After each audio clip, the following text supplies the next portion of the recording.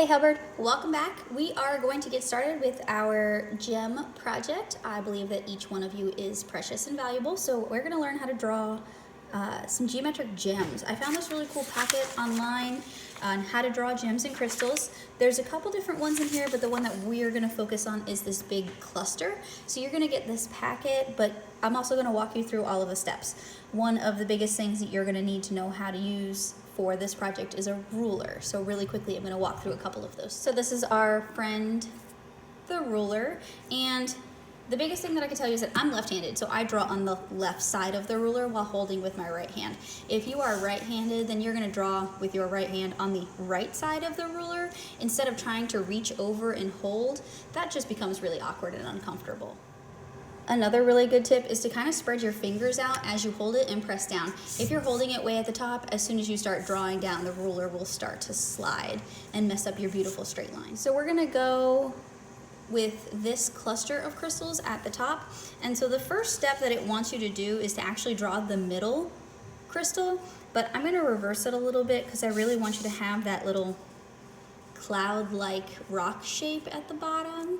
And so we'll start at the bottom. So the first thing you want to do is near the bottom of the paper, you can make yourself a nice kind of free-form line. It doesn't have to be perfectly straight. It can just be rock-like.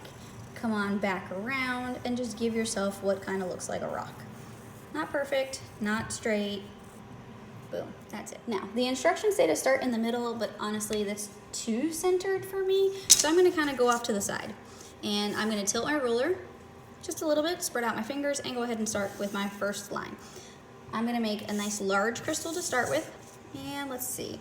So hold it kind of at the same angle, and make a second line, coming down to touch that little rock cloud form that we made. Then we're going to do kind of like a triangle at the top. Again, doesn't have to be perfect. I really want to see you using the ruler to connect your lines. And so there's the first one. Now, let's go ahead and draw a bunch of those and kind of overlap them and stagger them. So overlapping shapes don't draw through each other unless it is a see-through object. We're not going to do anything see-through today. We're really just going to focus on organizing and overlapping. Get some tall ones, some short ones, some wide ones, some skinny ones for some nice variety.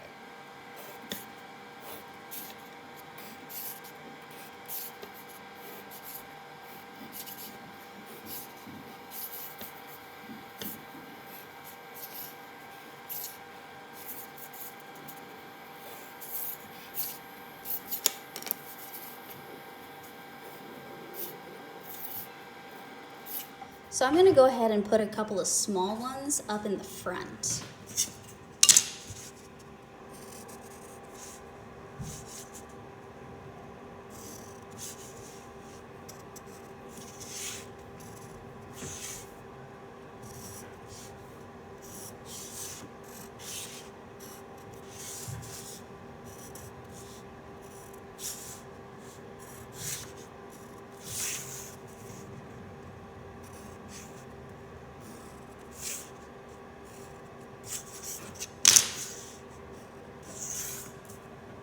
So I think I've got as many as I want. So now you'll notice in the little packet, we're gonna go ahead and go down to what looks like step 5, and we're gonna turn these into 3-dimensional forms to give them that 3D form look.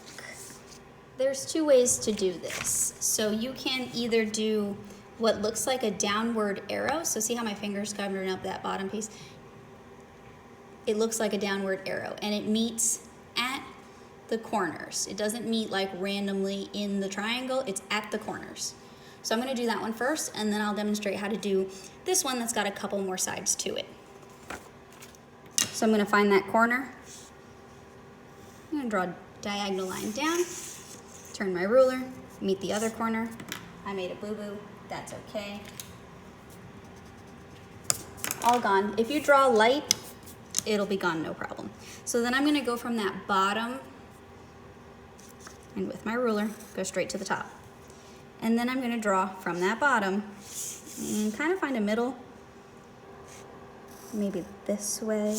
And so now it looks like my crystal has these 2 sides, the 2 top parts, and then there has to be 2 on the back side. The other one is slightly more complicated. So you're gonna go down, straight across, and then back to the other corner. So this one's got kind of like a straight spot in the middle, and that's actually gonna start at the top of it, go to that first side of the straight line,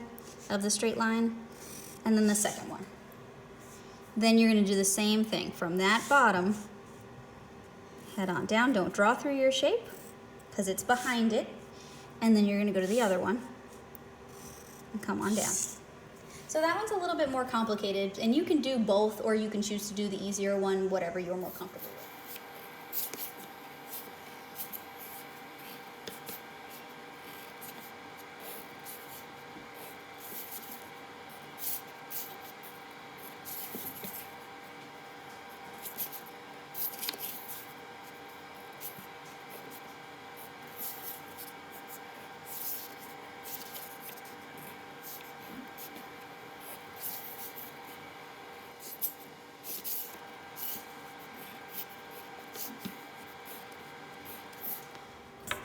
So once you've got all of the gems all divided and turned into three-dimensional forms, then you can go ahead and maybe add a little bit more detail to your rock. It doesn't have to be a whole lot. This is all we're gonna do on the first day. If we have time, we'll trace it all in Sharpie. So this should be end of day one, and the next time we will be painting them.